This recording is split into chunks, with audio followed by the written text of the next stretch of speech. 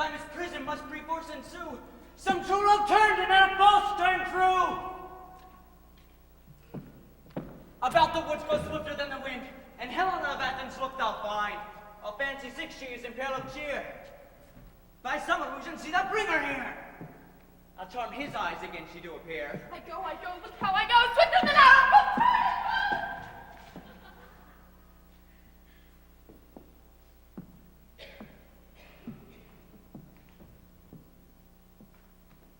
Flower of this purple dye, hit with Cupid's archery. Sink in the apple of his eye, when his love he doth espy. And let her shine as gloriously as the Venus of the sky. If she be by when thou wakest, let him beg of her for remedy. Captain of our fairy band, Helena is here again, and you've mistook by me, pleading for a lover's fee. Shall we then uncatch at sea? Lord, what fools these mortals be! Stand aside, the noise they make will cause Demetrius to wake. Then we'll two at once woo one. That must needs be sport alone. And those things do best please me that befall preposterously. Why should you think that I should woo and scorn? Scorn, derision never come in tears. Look, when I vow, I weep. In vows suborn their nativity, all truth appears. How can these things in me seem scorn to you? Bring a badge of faith to prove them true. You do advance your cunning more and more. These vows are Hermia's. Will you give her o'er? I no judgment I her swore. Nor none in my mind, now you give her o'er. Demetrius loves her, he loves not you. Wow! Helen! Goddess, nymph, perfect, divine. To what shall I compare thine eye? Crystal is muddy, but oh how ripe in show thy lips, those kissing cherries tempting grow.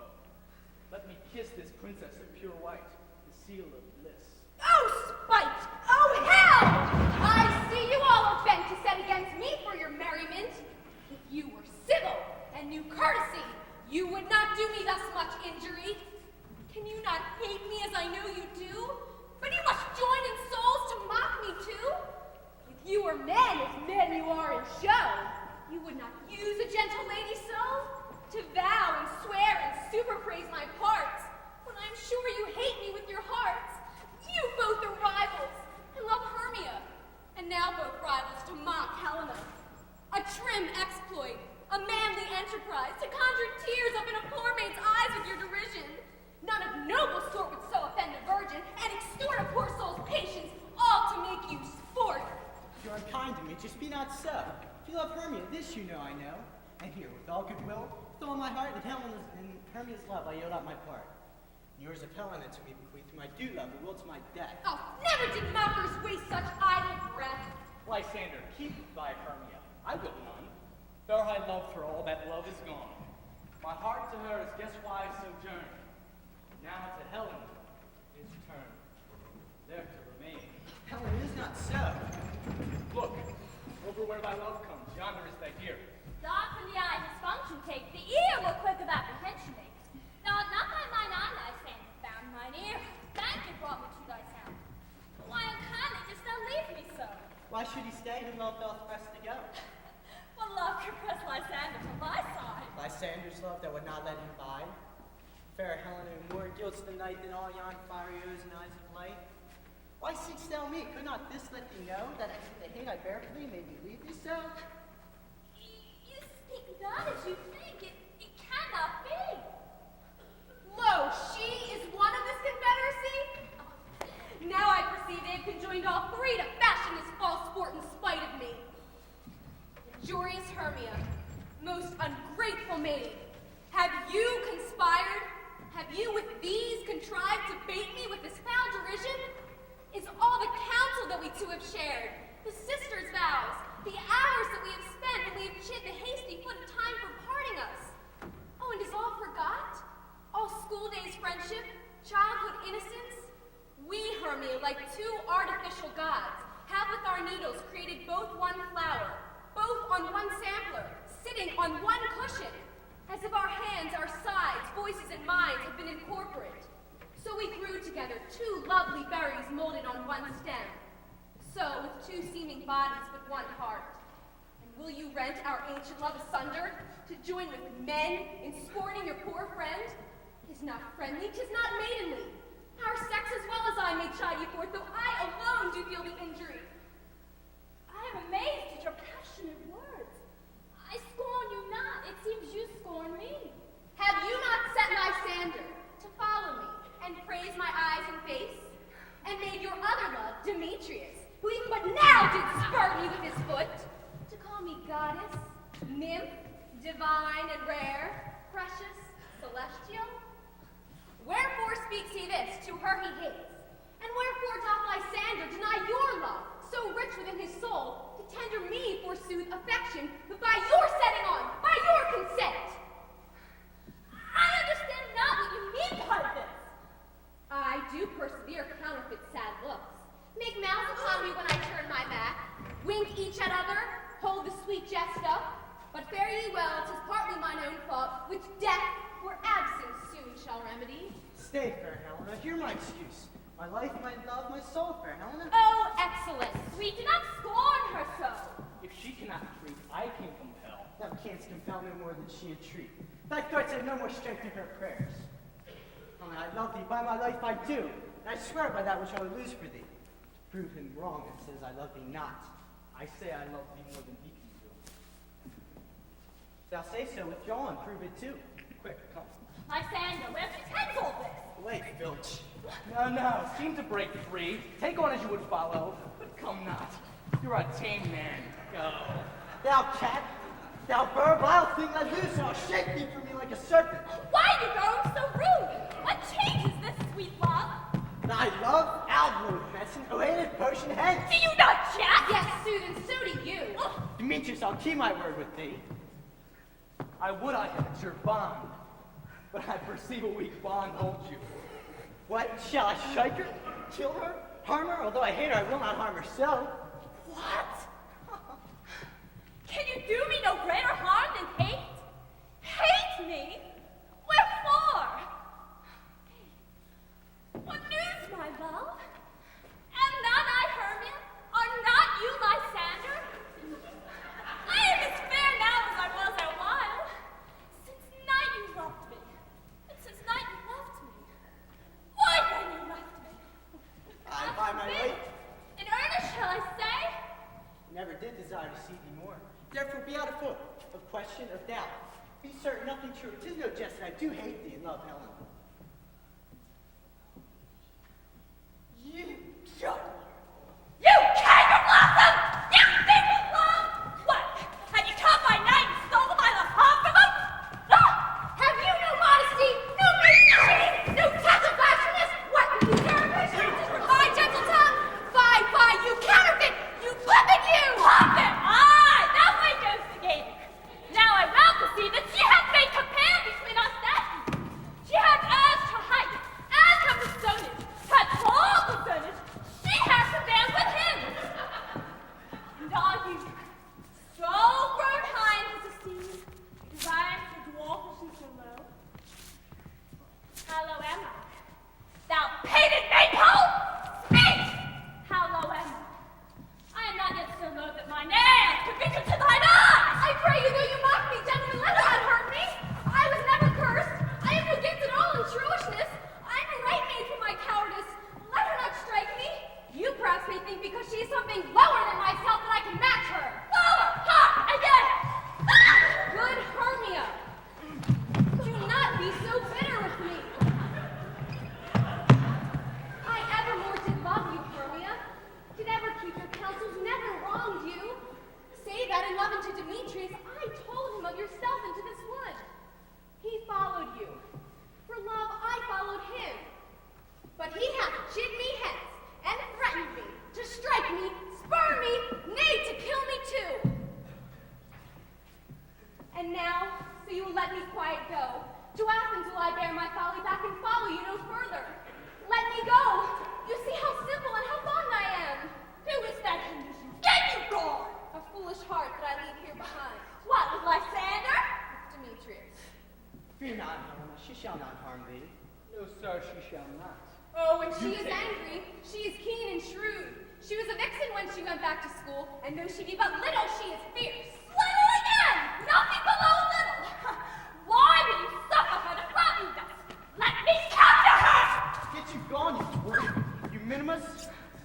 Knotgrass maid?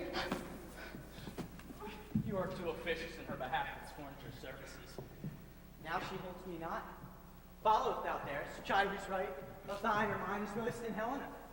Nay, I'll come. Cheek by Jove.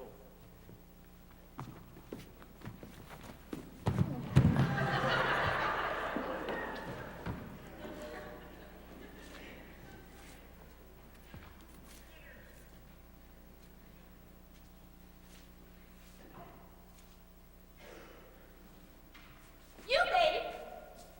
All this coil is long of you. Nay, go not back. I will not trust you. I no longer stay in your cursed company. Your hands and mine are quicker for a prey. My legs are longer than to run away. I'm amazed and know not what to say. This is thy negligence! Still thou mistakest, or else committest thy knaveries wilfully. Believe me, King of Shadows, I mistook. Not you tell me I would know the man by the Athenian garments he had on? And so far blameless proves my enterprise, that I have looked at an Athenian's eyes. And so far, I am glad it did sword, as is their jangling. I esteem sport. Thou seest these lovers seek a place to fight. I therefore Robin overcast the night, and lead these testy rivals so astray as would not come within the other's way.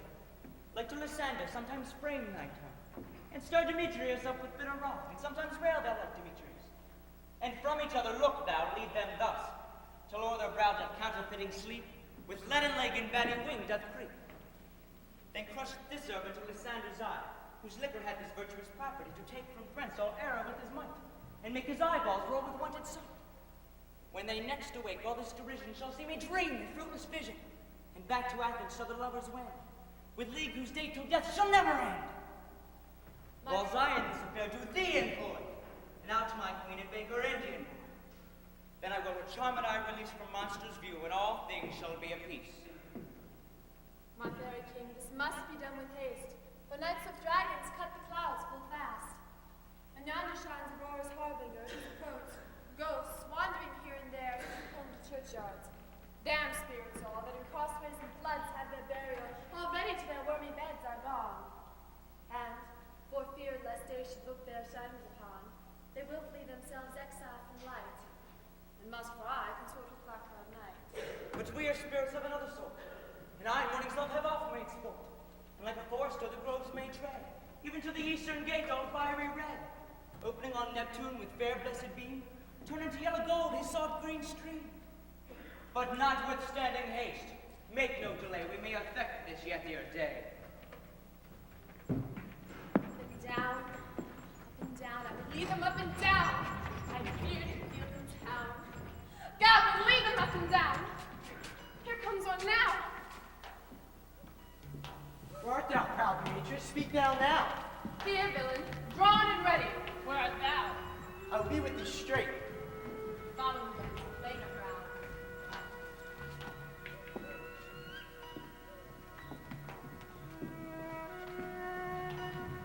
Lysander, speak again. Thou coward, thou run away. Art thou fled? Where dost thou hide thy head? Coward, I not bragging to the stars, telling the pushes that thou wishest the wars that would not come. Come, recreant. Come, child. It is the vile that draws a sword on thee. Nay, art thou there? Follow me. We'll try no manhood here.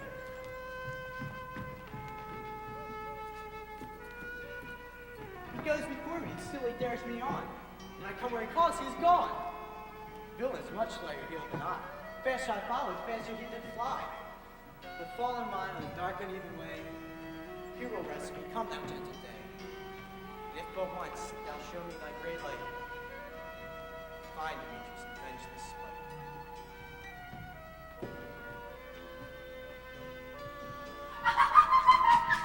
Coward, why comest thou not? Fly me if thou darest, or will I walk? Thou runs before me, shifting every place, but darest not stand and look me in the face. Where art thou now? Come hither. I'm here. Nay, thou mockst me, thou shalt bide this year. Never mind thy face by daylight see. Now go thy way! Faintness constraineth me, let me lay out my measure on this cold bed. By daylight hope to be visited.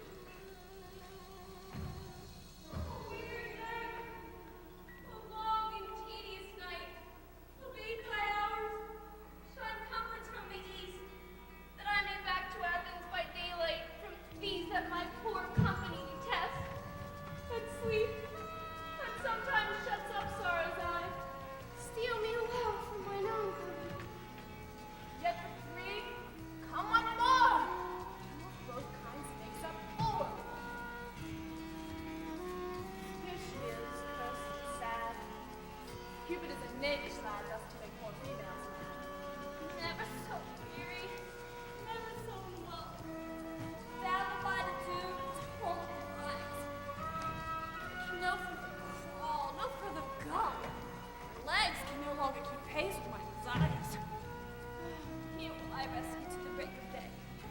Heavens, shield Lysander if they may pray. The ground sleeps sound. I'll fly to your eyes, lover. Remedy. When thou wakest, thou takest true delight in the sight of thy former lady. And the country proverb known, every man shall have his own. Jack shall have Jill, and naught shall go ill. The man shall have his Mary, and no one will know.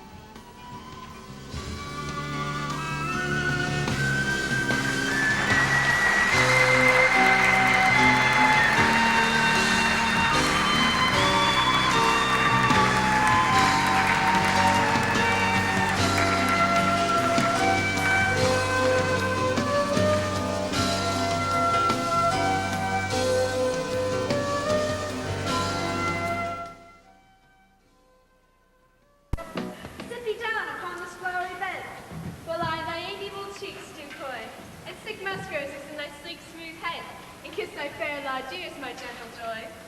Where's Peace Blossom? Ready?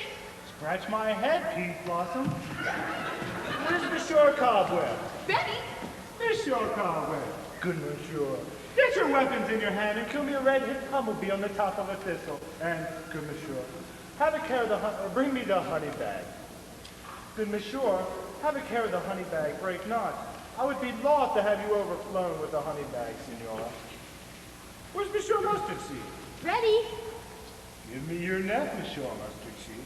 Pray you, lead your courtesy, good Monsieur. What's your will? Nothing, good Monsieur, but to help Cavalry Peas Blossom to scratch. I must to the barber's, for methinks I am marvelous hairy about the face. And I am such a tender ass, if my hair do but tickle me, I must scratch. What, will thou hear some music, my sweet love? I have a reasonable good ear in music. Let's have the tongs and bones. Or say, sweet love, what thou desirest to eat. Truly a peck of provender. I can munch your good dry oats. Methinks I desire greatly to a bottle of hay. Good hay, sweet hay, hath no fellow. I've a venturous fairy who shall seek the squirrel's hoard, and fetch thee hence new nuts. Oh, I'd rather to a handful or two of dry peas. But I pray you, let none of your people stir me, for I have an exposition of sleep come upon me. Sleep thou, and I will wind thee in my arms. Fairies be gone, and be always away. So the woodbine, sweet honeysuckle, gently entwist. The female ivy stone rings the barky fingers of the elm. Oh, how I love thee, how I dote on thee.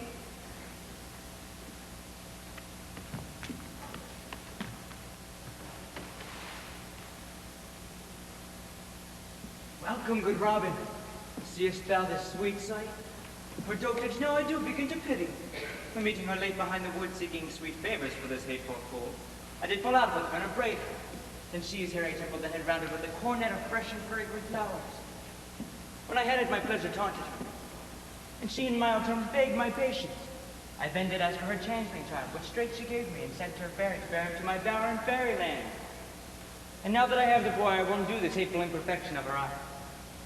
And gentle Puck, take this transformed scarf off the head of the Sidonian swain, that he, when waking when the others do, may all to Athens back again repair, and think no more of this night's accident, but as a fierce vexation of a dream.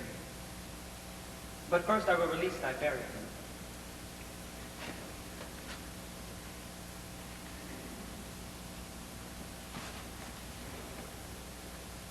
Beest thou wast one to be, seest thou wast one to see. Diane's butter, Cupid's flower, hath such force and blessed power. Now, Titania, wake you, my sweet queen. My Oberon, what visions have I seen? Methought I was enamored of an ass. There lies your lover. Oh, how came these things to pass? How mine eyes do loathe this visage now. Silence a while. Robin, take off this head.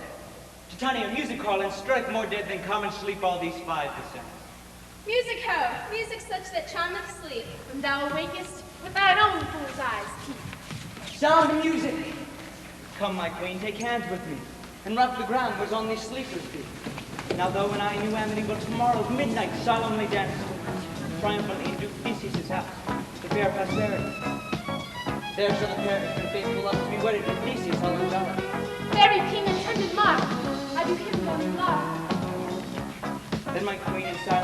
what we have to the night's shade. We the globe can compass soon swifter than the wandering moon. Come, my king, and in our flight, tell me how it came this night that I lying here confounded with these mortals on the ground.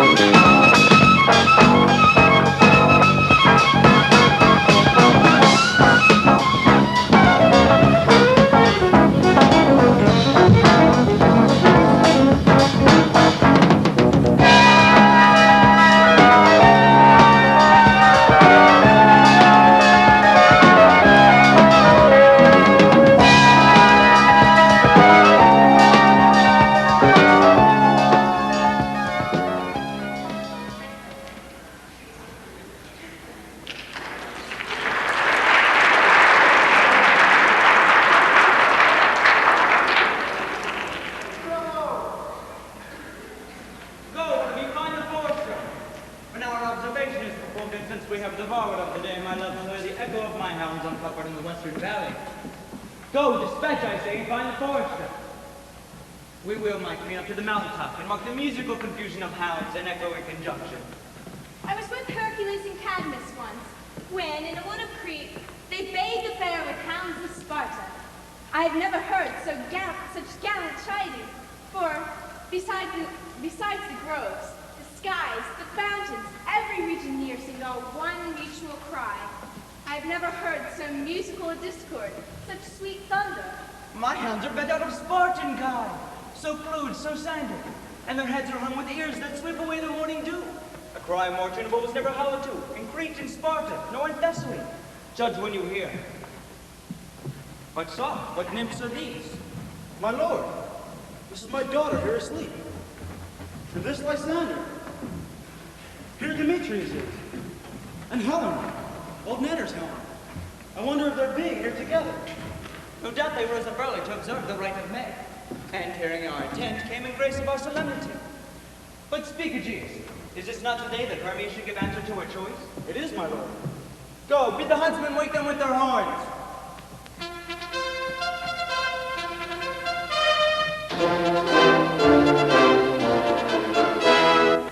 Good morrow, friends. St. Valentine is past. Begin these good birds to do but couple now? Pardon, my lord. I pray you all stand up. I know you two are rival enemies. How come this gentle concord in the world that hatred is so called from jealousy? To sleep I hate and fear no enmity. Shall, my lord, speak most amazingly. Half sleep, half waking, but as yet I swear I cannot truly say how I came here. But as I think, I came with Hermia hither.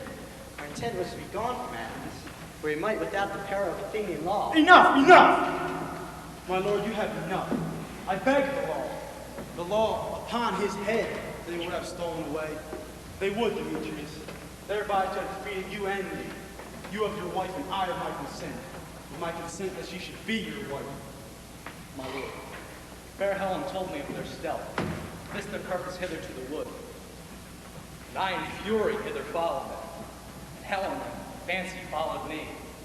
But, my good lord, I wot not by what power, but by some power it is.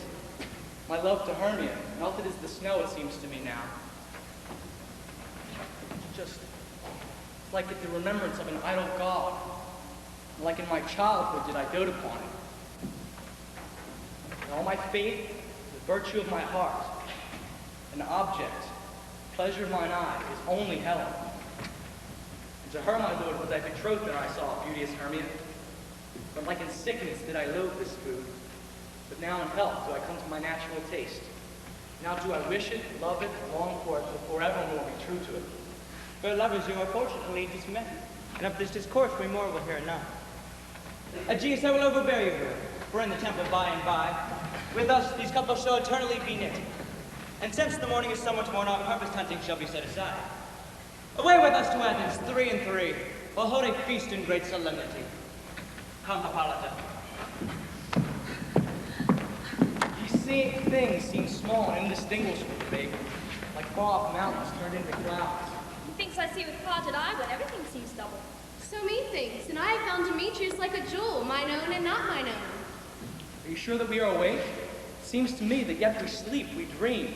Was the Duke not here and just bid us follow him? Yea, and my father. And Hippolyta. And he did bid us follow to the temple. Well then, we must be awake. Let us follow him on the way. We'll count our dreams.